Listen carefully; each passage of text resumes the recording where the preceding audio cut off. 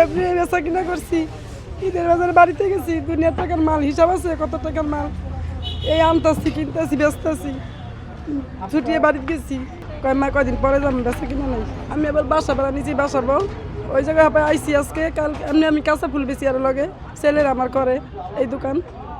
পরে আমি তো প্রতিদিনই আসি, পরে রাত্রে আসছি বাড়িতে, বাসা ভাড়া নিছি, আইসা খালি নামছি বাসার থেকে, আমার বাড়ি পূর্বাচলে।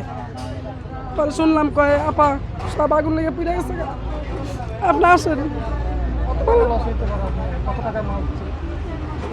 ভাই বেচা কিনা করি আনি, হিসাব কি হয় এরমই, কেউ 1 কোটি টাকা, কেউ 80 লাখ টাকা, কেউ 50 লাখ টাকা, কেউ 60 লাখ টাকা, একজনের জনের একরকম, সবাই তার এক মাপে আনে না। এখন কি করবেন আপনারা? কি করবো আমরা, আবার নতুন করে শুরু করবো, ঋণ ফিন করে আবার করবো, কাপড় গাড়ি বাসর সাজায়, গয়না সেট, তারপরে অনেক কিছু। মূল ঘটনা হয়েছে আমরা কালকে ওই পাইকারি যে মার্কেট যে সমিতিঘর, এই সমিতিঘরে এমনি ঈদের পরে সবাই একটু বসছি ঠান্ডা ঠান্ডা খাওয়ার জন্য।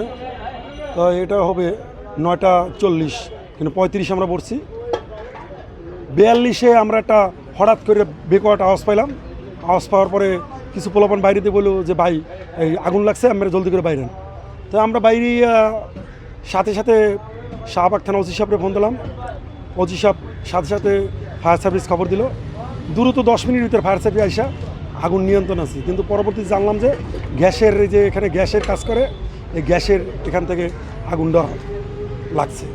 এই ওখানে নাকি এরা যারা কাজ করে এরা 5-6 জন আহত হয়েছে, এমনি কোনো পাবলিক কোনো কারো ক্ষতি হয়নি। তাও 2-2.5 কোটি টাকার ক্ষয়ক্ষতি হয়েছে টোটাল মিলে। এখানে এই যে অনেক দামি দামি এই যে এই দোকানগুলো ছিল সব চায়না মাল, এগোই সবচেয়ে বড় ক্ষতি হয়েছে।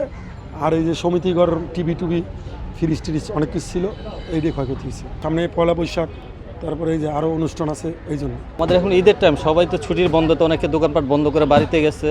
চাঁদরাতে মাল উঠাইছে, পয়লা বৈশাখ উপলক্ষে অনেকে হিউজ পরিমাণ মাল উঠাইছে, যা মানে তাদের গণার বাহিরে। প্রত্যেকেরই ব্যবসায়ীদের হিসাব থাকে পয়লা বৈশাখ হিসাবে তাদের বাৎসরিক হিসাব কিতাব। তো প্রতিটা দোকানেই যার তৌফিক আন্তাজে লোন করে কিস্তি উঠিয়ে দার্জানা করেই তারা দোকানগুলো ভরপুর করে মাল উঠাইছিল। কিন্তু সেই স্বপ্ন আজকে পুরো সারখার হয়ে গেছে।